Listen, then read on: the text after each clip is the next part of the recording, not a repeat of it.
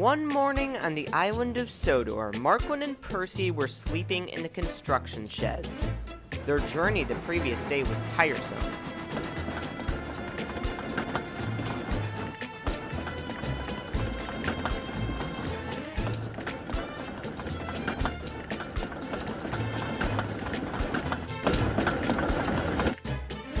And they still had to stay and construct the line. Marquand woke up early and talked to a very sleepy Percy. Percy, are you awake? Barely. What's going on? I don't know. Doesn't it feel a little weird not being at Farquhar with Thomas and Toby? I never really thought about it that way before, but I guess it is sometimes. You just have to adapt, though. Anyways, the construction worker says we'll be working on a small bridge on the river. Do you want to work laying down the tracks while I get the ballast? Sure, just be quick about it. The workmen will be starting soon. I will. Oh, and watch out for Harold. He does flying inspections for the workmen and always boasts about how air travel is superior to our rails. Oh, does he? How do I shoo him away? Remind him who won the race. That'll shut him up. Marquand wasn't quite sure what Percy meant, but laughed as he went to grab the crane for track laying. He was still exhausted from going back and forth delivering supplies. He was supposed to have the help of a new engine, but things didn't go as planned.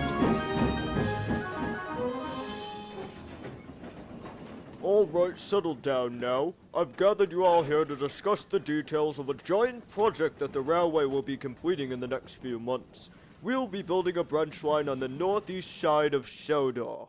Well, we already knew that. This will require the cooperation of all engines, big and small, express or freight.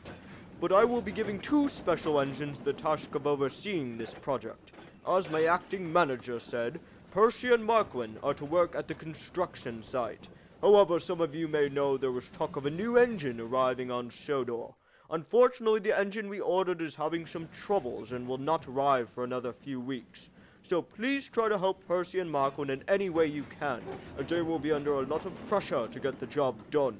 With all that said, I wish you two the best of luck, and you both need to pick up trains of supplies and head up to the construction site now. Yes, sir.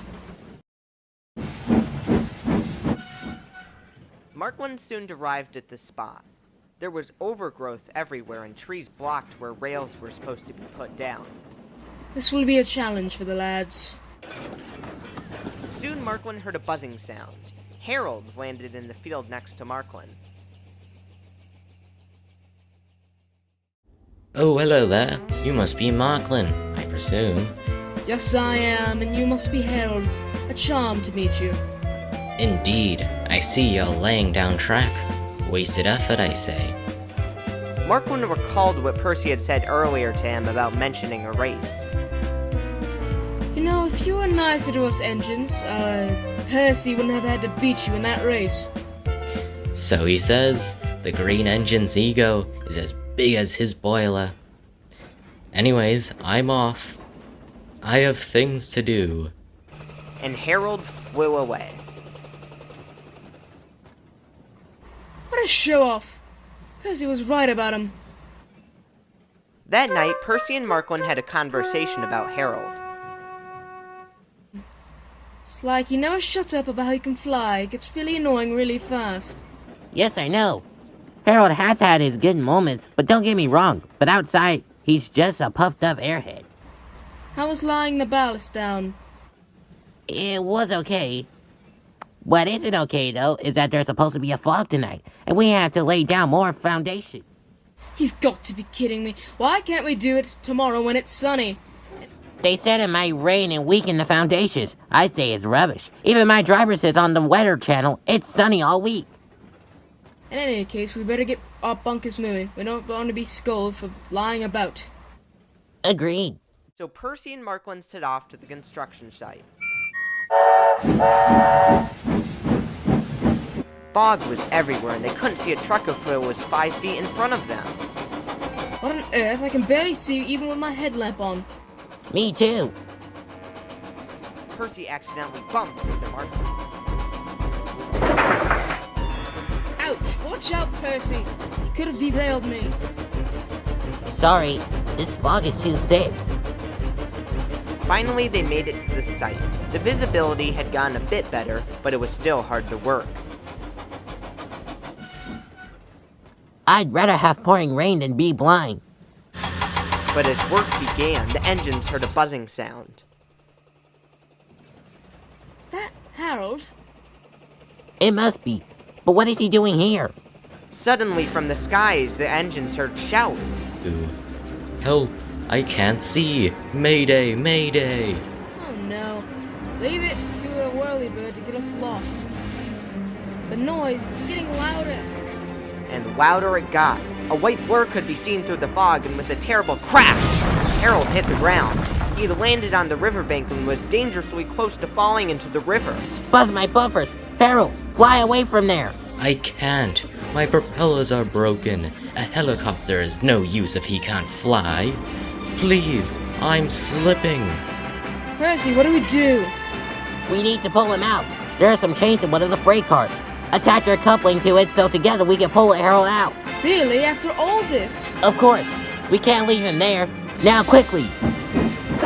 So Percy and Marklin were coupled together and a chain was attached to Marklin's front. Please hurry. I feel myself slipping. 1, 2, 3, pull!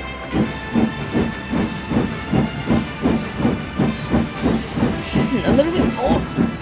A little bit more. I think we can do it. Inch by inch, puff by puff, they were able to pull Harold onto the rails and out of danger. They were very tired and it took a while for them to catch their breath. Sorry, chaps. This weather isn't... Sorry, chaps. This weather isn't good for... Sorry, chaps. This weather isn't good for patrolling, I guess. Harold. But you saved me, and I'm thankful for that. I was quite useless without my propellers, but you engines helped me out. Maybe your rails do have something to them.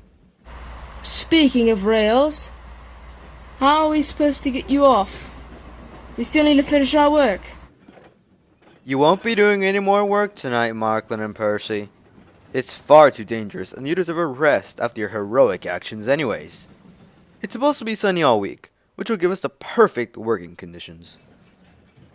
Percy gave a look to Marklin, but he just laughed.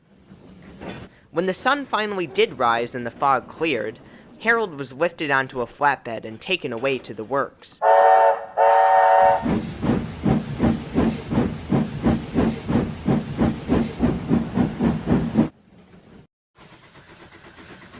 On the journey, Harold spoke specifically to Marklin. I'm sorry, Marklin, if I came off as rude. I think I got a little too big for my propellers. You're anything but a waste. Thanks, Harold. I must say I admire you being able to fly. Sounds like a marvelous thing to do. Thank you, Marklin, but if I'm marvelous, you're remarkable. With all the work you've done for Sodor and this new branch line, I'm sure you'll, rise to high places very soon. That's a new one. Thanks, Harold, for the kind words.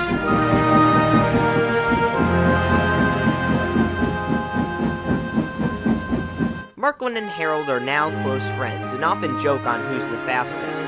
They say they'll have a race someday, but who knows, that might be a future story for one rainy day. So Gordon, how's your new wheel feeling? It's feeling well so far. Thanks for asking.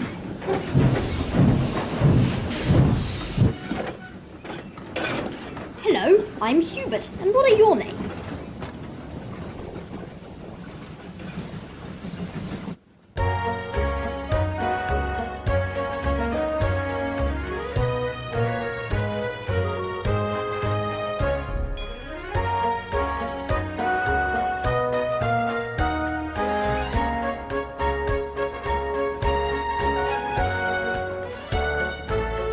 Unlike the slippery bank, the whales...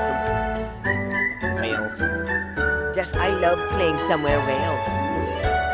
Okay, serious. So Percy and Marklin were coupled together and a chain was attached to Marklin's front. Unlike the slippery bank, the rails were dry and allowed for the engines to easily gain traction. And they were.